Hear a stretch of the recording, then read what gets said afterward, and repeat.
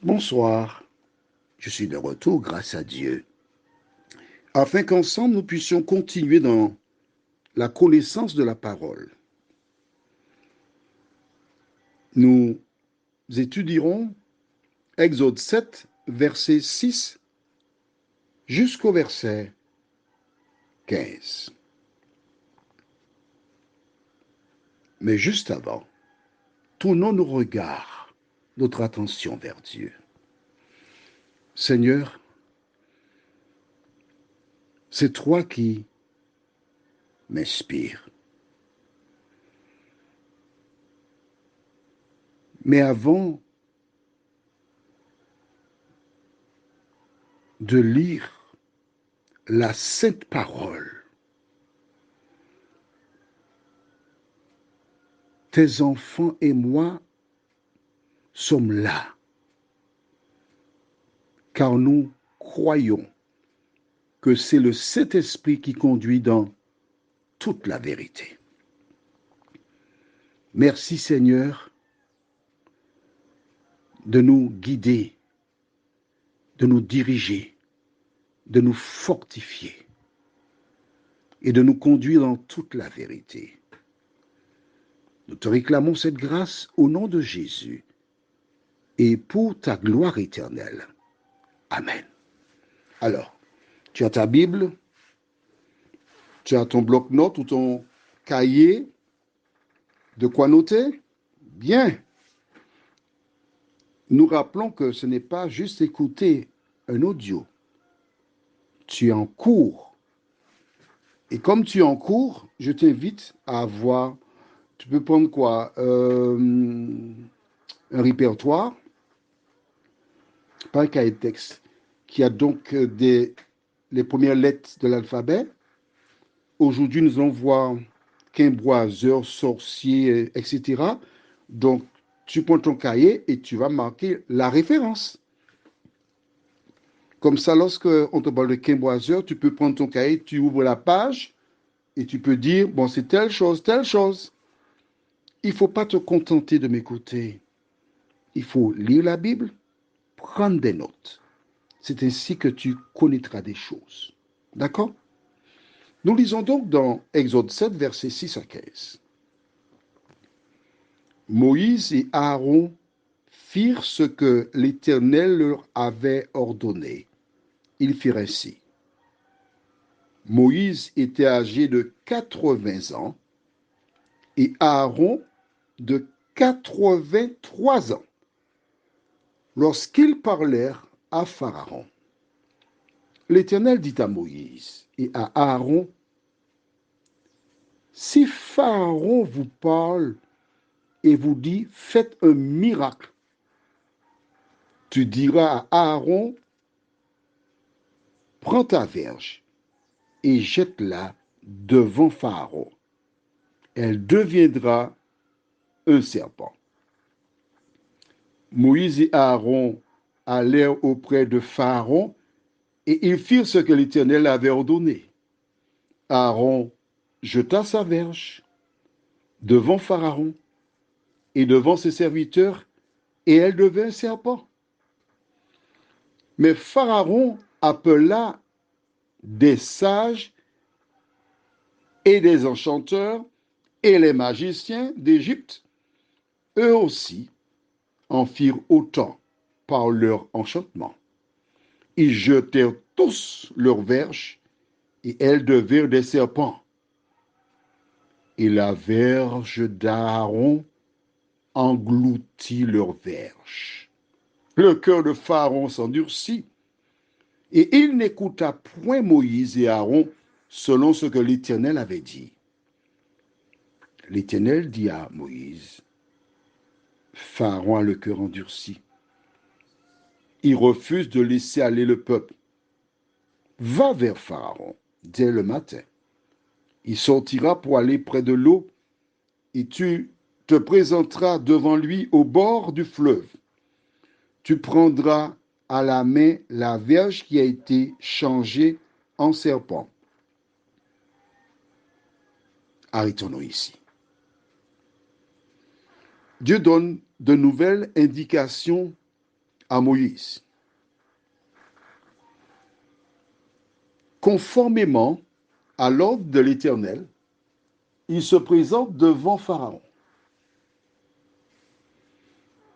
Mais Dieu lui a déjà dit, regarde bien, au verset 9, si Pharaon vous parle et vous dit, faites un miracle. Dieu donc connaît l'avenir. Tu le sais déjà, bien sûr.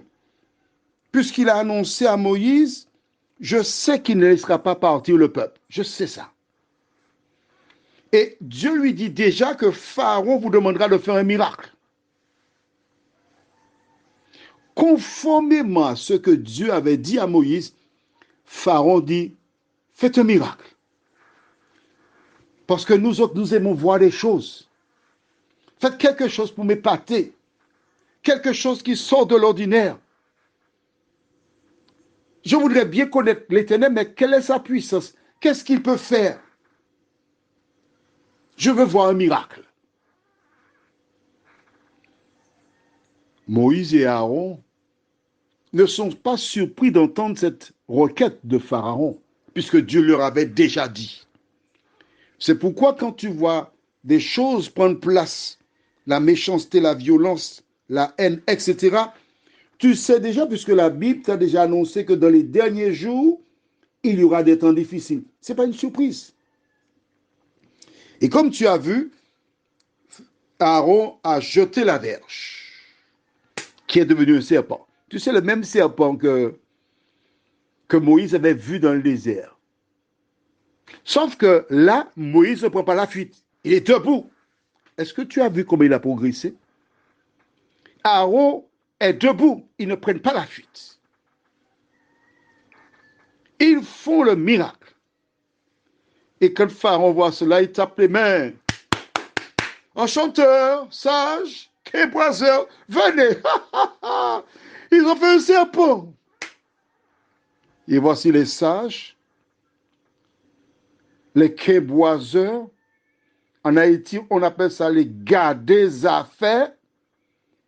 Les magiciens, les enchanteurs, ils arrivent, ils jettent leur verge au sol. Boum! Et toute leur verge devient... Alors, pour celles et ceux qui n'étaient pas là avant, verge, ce sont des bâtons. Les gens marchaient avec un bâton. Ils jettent leur verge qui devient des serpents. Et voici un lot de serpents par terre. Et Pharaon qui rigole. Ils ont fait un serpent. Mais nous aussi, on fait des serpents.